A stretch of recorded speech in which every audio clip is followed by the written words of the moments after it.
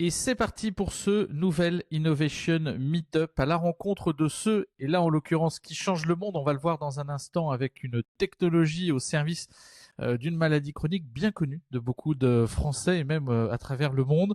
Hélène Lefebvre qui est CEO, cofondatrice notamment de Eclipia. Bonjour Hélène. Bonjour Mathieu. Alors première question que j'aimerais te poser, est-ce que tu peux nous présenter ta solution, ou plutôt ta technologie ? Avec plaisir. Donc, chez Eclipia, nous développons un capteur de glycémie. C'est pour mesurer le taux de sucre dans le sang et c'est une technologie qui a l'énorme avantage d'être non invasive. Aujourd'hui, les technologies qui existent qui permettent de mesurer le taux de sucre dans le sang sont uniquement basées soit sur des patchs qui sont transcutanés, donc qui traversent la peau et qui sont portés en permanence, ou sur des piqûres au bout du doigt, comme on le voit souvent. Et nous, aujourd'hui, nous développons un capteur qui utilise des lasers, qui utilise donc de la lumière, pour pouvoir traverser la peau et mesurer le taux de sucre dans le sang. Donc l'avantage, c'est à la fois que ce soit non invasif, ça peut être intégré dans une montre, dans un objet porté, une montre connectée, et puis c'est aussi une mesure qui est continue, c'est-à-dire qu'on va mesurer au cours du temps le taux de sucre et donc voir ses variations. Est-ce qu'on est en train de monter, descendre plus ou moins fort? Voilà, en quelques mots. Et est-ce que le fait de le mesurer tout le temps, avant qu'on attaque sur le CES, est un facteur important? Je pense que ça réduit peut-être les prises médicamenteuses ou que ça affine au quotidien finalement le suivi. Complètement. Alors, la mesure en continu, elle existe déjà avec les patchs pour les personnes qui souffrent d'un diabète de type 1 et elle permet d'améliorer les décisions thérapeutiques et de voir, parce qu'aujourd'hui, si j'ai une mesure à 100, est-ce que je suis en train de monter, de descendre, est-ce que je suis stable? Quelle décision thérapeutique est-ce que je dois prendre? Combien d'insuline doit être injectée? De voir les tendances au cours du temps, ça c'est vraiment c'est une vraie révolution dans le traitement du diabète aujourd'hui. Alors qu'on comprenne bien, il y a d'ailleurs un très beau livre blanc à télécharger sur ton site, je vous invite tous à le télécharger, qui explique cette technologie, puisque toi, tu fais fi de l'aiguille, que l'on connaît tous, c'est une technologie laser. En 2 mots, et pour des néophytes, comment ça fonctionne? Oui. Alors, le laser qu'on utilise, il est connu depuis très longtemps par les chercheurs en physique, mais il était très cher et pas bien reproductible. Donc, vraiment, la pierre angulaire de notre projet, c'est d'utiliser une nouvelle technique de production de ces lasers qui les rendent à bas coût, donc moins d'1 $ l'unité, et tous exactement reproductibles, ce qui est capital quand on fait du dispositif médical. Et donc, cette lumière, elle vient exciter la molécule de glucose. Donc, les liaisons chimiques de la molécule de glucose s'agitent. Et en se désexcitant, elles émettent une onde de chaleur qui vient se transformer à la surface de la peau en onde sonore. Donc, tout simplement, on vient écouter avec un micro cette onde sonore à la surface de la peau.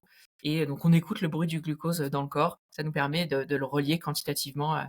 Voilà, on le relie à sa quantité dans le corps au moment où on le mesure. C'est extrêmement simple à comprendre quand tu l'as dit avec ces mots. Quand on lit le livre blanc, c'est un petit peu plus, un petit peu plus compliqué. Alors, ce qui fait effectivement cet épisode d'Innovation Meetup, c'est aussi que on s'est rencontrés sur le CES. Il y a plusieurs éditions. Tu l'avais visité avec la délégation notamment Aura. Tu y étais revenu en tant que cette fois exposante sur un stand prestigieux et tu avais pu faire la démonstration de ton produit. Qu'est-ce que tu as tiré comme enseignement du CES 2024 pour lequel tu as été exposante? Alors, le CES 2024, pour nous, il a été très profitable pour beaucoup de raisons, mais déjà, d'avoir ce stand qui était plutôt pas très grand, mais qui était, donc tu l'as dit, on était sur le stand du CEA, qui est un de nos partenaires clés dans le développement des lasers. Il a été vraiment profitable. Le premier conseil ou apprentissage qu'on en a tiré, nous, c'est que on est venu avec un CES Innovation Award qu'on avait très largement préparé. Finalement, plus qu'une communication ou un gros dossier de presse au préalable, c'est ça qui nous a mis sur un tremplin et c'est ça qui a été profitable. On a vraiment peaufiné notre dossier et voilà, et on a gagné un Innovation Award. Donc ça a été fondamental dans la réussite de notre salon. Et puis derrière, bien préparé, une petite démo, un petit film bien monté, bien explicatif sur ce qu'on fait.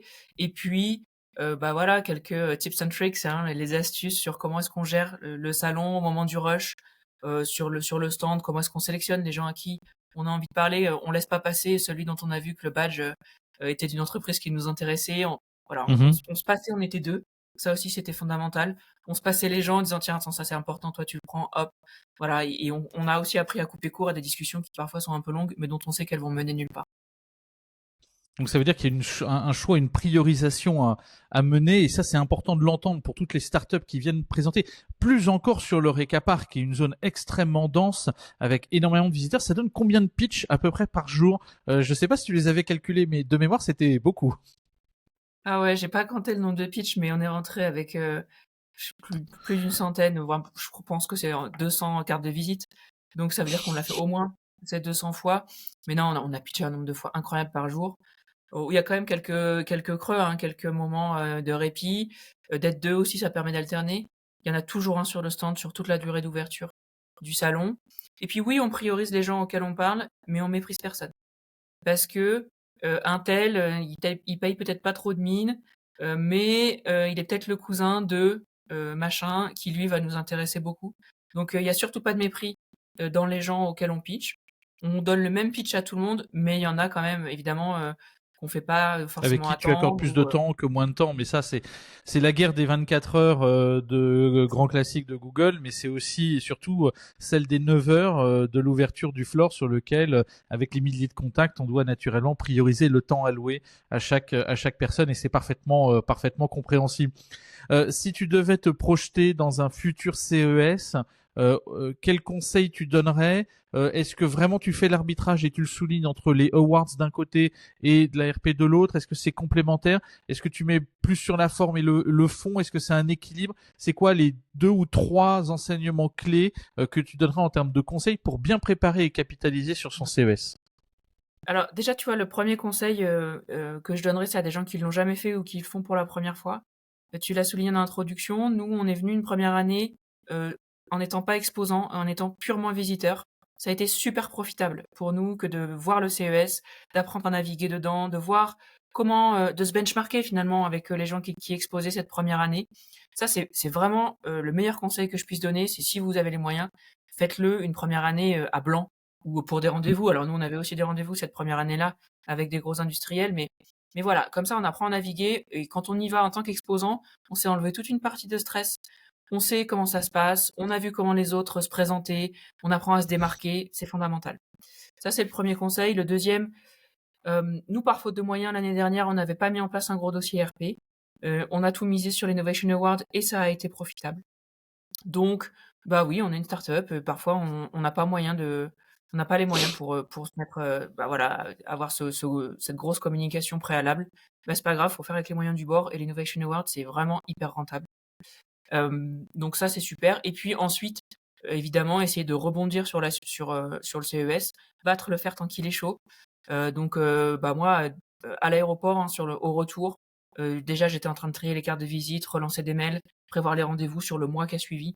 Tout le mois de janvier, il a été hyper intense en réunions qui ont Mm. voilà, qui ont permis de rebondir sur les rencontres qui ont été faites au CES.